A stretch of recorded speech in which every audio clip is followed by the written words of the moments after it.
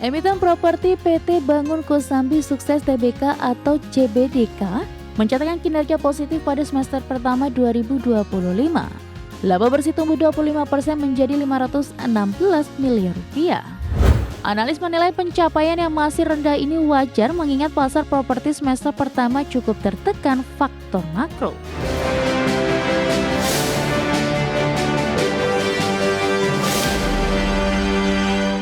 Selanjutnya pemirsa, emiten properti PT Bangun Kosambi Sukses Tbk atau CBDK mencatat kinerja positif pada semester pertama 2025.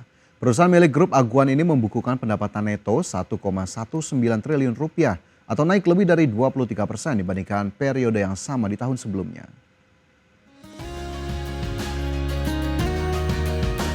Emiten properti PT Bangun Kosambi Sukses Tbk atau CBDK mencatatkan kinerja positif pada semester pertama 2025.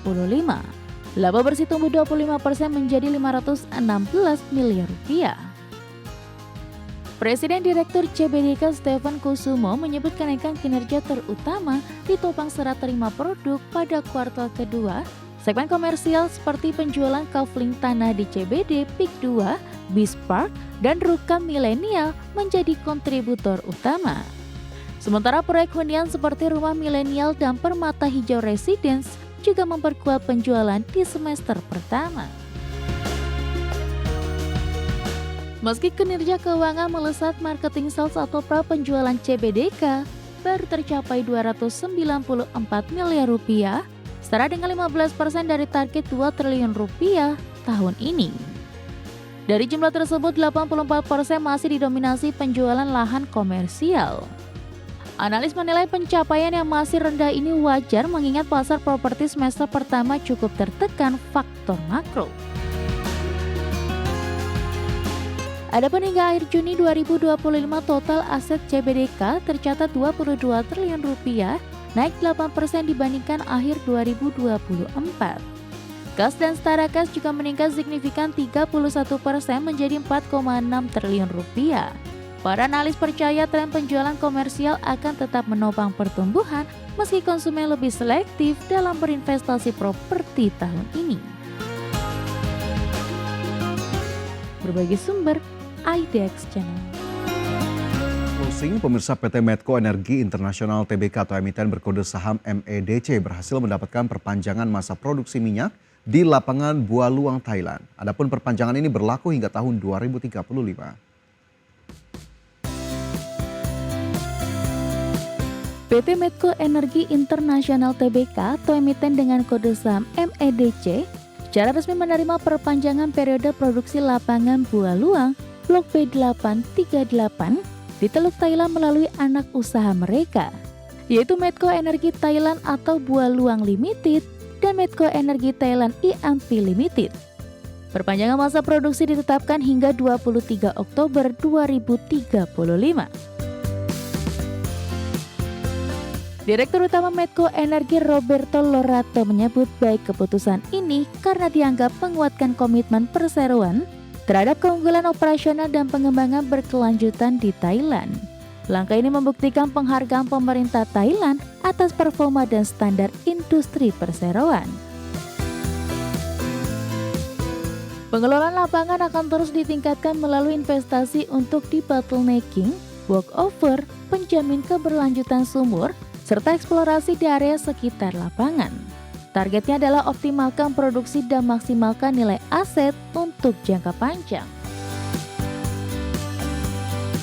Situasi ini memantapkan posisi Medco Energi sebagai seorang pemain kunci di sektor migas regional, memantapkan arah pengembangan jangka panjang dan strategi korporasi yang berkelanjutan.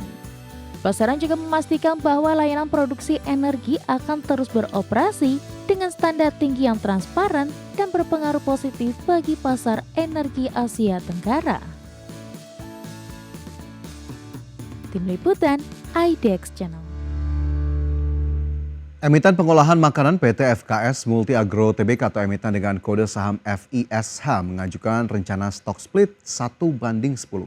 Dengan stock split ini perseroan berharap dapat memperluas partisipasi investor dan menjangkau kalangan pemegang saham retail.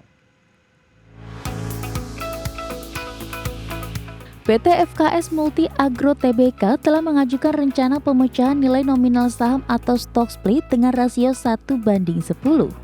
Sesuai peraturan BEI, stock split ini dimaksudkan untuk menaikkan free float saham di pasar.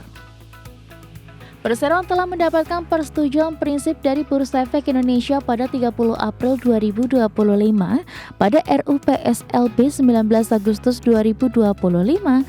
Para pemegang saham menyetujui pemecahan saham dengan rasio 1:10 dan mengubah anggaran dasar perusahaan khususnya pasal 4 ayat 1 dan 2.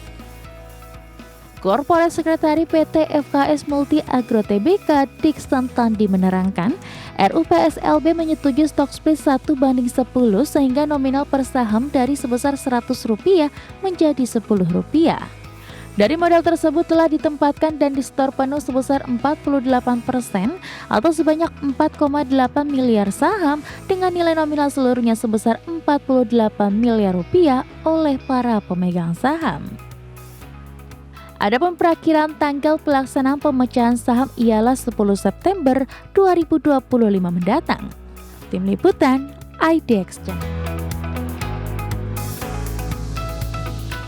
Ya, pemirsa, kita bergeser ke indeks harga saham gabungan di mana hingga penutupan perdagangan di sesi pertama setelah ditutup terkoreksi 0,67% pada perdagangan di Kamis. Indeks harga saham gabungan pada perdagangan di paruh pertama hari Jumat kembali melanjutkan pelemahan meskipun hanya tipis saja 0,03% ke level 7.888. Indeks harga saham gabungan terpantau sempat menguat ke level tertinggi di 7.913 meskipun tidak mampu bertahan di zona penguatan dan harus berakhir di level 7.888. 284 saham melemah, 398 saham menguat dan 274 saham lainnya bergerak stagnan. Dan jika kita lihat dalam beberapa hari terakhir ataupun pada pekan ini, IHSG mayoritas didominasi pergerakan di zona merah. Dan kita cermati bagaimana kemudian sejumlah saham yang masuk dalam kategori top gainers maupun top losers pada perdagangan di sesi pertama Jumat. Di mana terpantau berdasarkan data RTI, pemirsa, saham-saham yang masuk dalam top gainers diantaranya ada WIRG yang naik 21,24% ke Rp234, saham Koin naik 19,28% ke Rp1.825, CDIA naik 2,41% ke level 1.490 dan juga saham SMIL naik 6,7% ke Rp478 per saham. Sementara itu saham-saham yang masuk dalam kategori top losers ada DSSA turun 1,99%, masih melanjutkan pelemahan pada perdagangan kemarin. Kija turun 1,77% ke 222, Akset turun 3,07% ke Rp158 per saham dan juga ada MBSS melemah 8,16% ke 1.635. Sementara itu dari pergerakan sektoral, teknologi menguat 2,09%, transportasi dan logistik naik 1,63%, kesehatan melemah 0,38%, dan energi terkoreksi 0,04%.